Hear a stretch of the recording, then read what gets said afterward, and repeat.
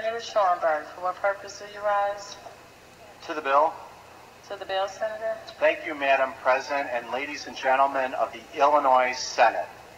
I want to share in the praise that's to be extended to the sponsor, Senator Hayne, whose law enforcement background as a prosecutor is impeccable, and who has made a very deliberate decision to require that licensed physicians put their medical license and their professions on the line in exercising the necessary judgment to provide therapeutic relief from those who suffer from MS, cancer, and several other diseases and medical conditions.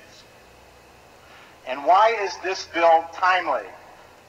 It's not timely simply because it's long overdue. It's timely because there's finally a sea change in Washington in how the federal government is treating this policy. Specifically, in late February of this year, Attorney General Eric Holder of the Obama administration explicitly said, and I quote, "What the president said during the campaign will be consistent with what we will be doing here in law enforcement."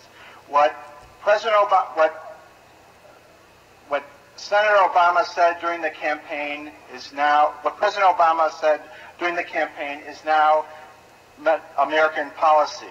And what President Obama said at the time was, and I quote, "My attitude is if the science and the doctors suggest that the best palliative care and the way to relieve pain and suffering is medical marijuana, then that's something I'm open to. There's no difference between that and morphine when it comes to just giving people relief from pain." So the federal government has now ceased the DEA raids that 72 million people in this country were subject to, who lived in states that have policies that permit the legal use of cannabis for therapeutic purposes.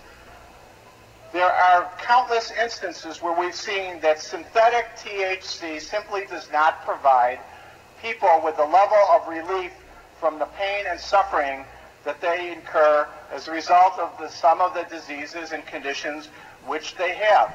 So a synthetic product is not going to be the same in many cases as it is for someone like Julie Falco, who many of us have seen heroically come to the state capitol time and time again since she was first diagnosed with MS in 1986, and has made it her life's passion to shed this regressive label and stigma in order to provide people like herself, everyday, hardworking, tax-paying Americans, with relief from the pain that some of these diseases and conditions provide.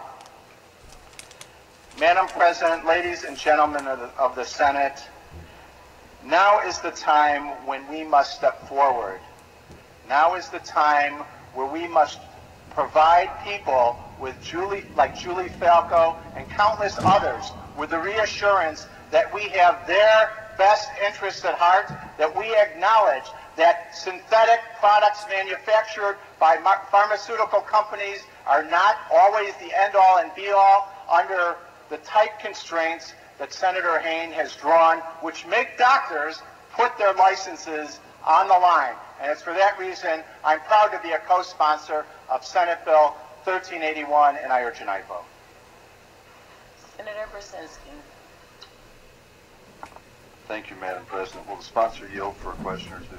He indicates he will. Senator Brzezinski. Thank you very much. First of all, Senator Hayne, let me assure you that I believe you have nothing in mind but the utmost of right intentions in carrying this bill forward. So I do commend you for that, and I can appreciate that. So let me assure you that I do understand that. Secondly, let me assure everyone here that I think everybody's minds are already made up how they're going to vote on this particular piece of legislation. So I don't think that we're really going to change any minds by debate here today. But I do have a couple of questions, Senator, because I'm a little bit unclear from some of the comments that have been made today. First of all, what medical organizations support the use of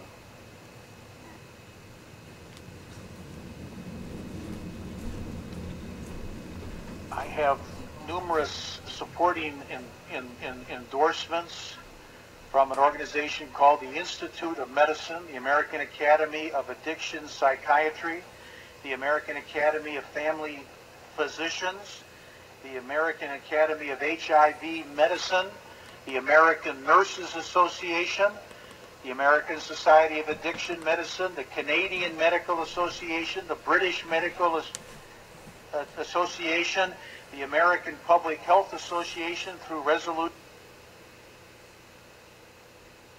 number 9513, the Medical Society of the State of New York, the Rhode Island Medical Society, the California Medical Society, the HIV Medicine Association of the Infectious Diseases Society of America, the American Medical Students Association, the Lymphoma Foundation of America, the Arthritis Research Campaign, Cancer Monthly, HIV, etc.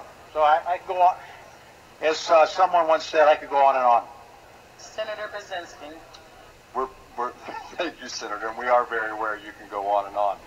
The reason I asked that a question is because a lot of times the groups that we look to for advice, that we look to for their support on various medical opinions and various medical legislations, as far as I know, aren't supportive. The AMA, the American Medical Association, I think are still opposed to the use of medical marijuana.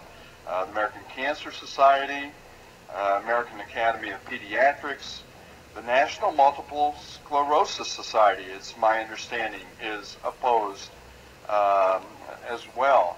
And I also have the British Medical Association, but you kind of put that on your list, so we'll throw that one up in the air. We don't know where they are, but anyway, I just wanted to point out that it seems that there are an awful lot of organizations that are opposed as well, for one reason or the other, and I don't know exactly why that is.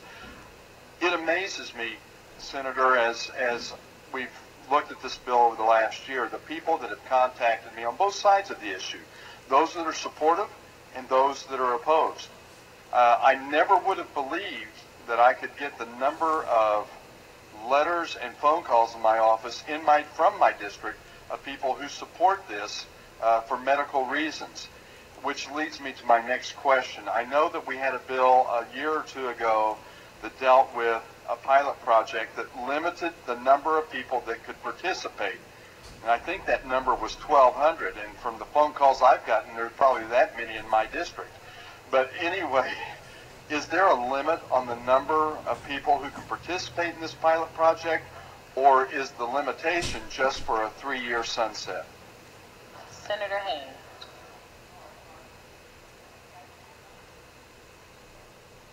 Senator, I don't think there's a limit.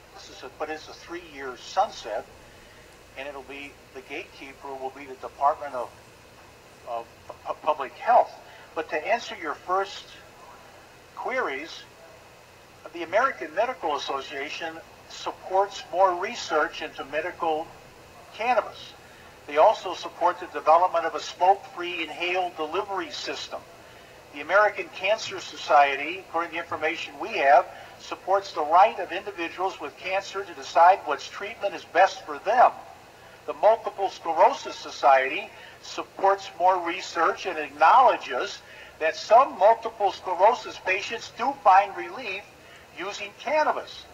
In 1997, the British Medical Association stated, present evidence indicates that cannabinoids, marijuana's active components, are remarkably safe drugs, with side effects profiles superior to many drugs used for the same indications.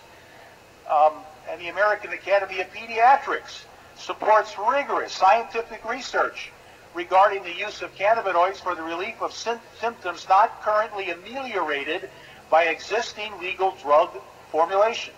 I mean, we are here today because of doctors prescribing and recommending marijuana. That's why we're here.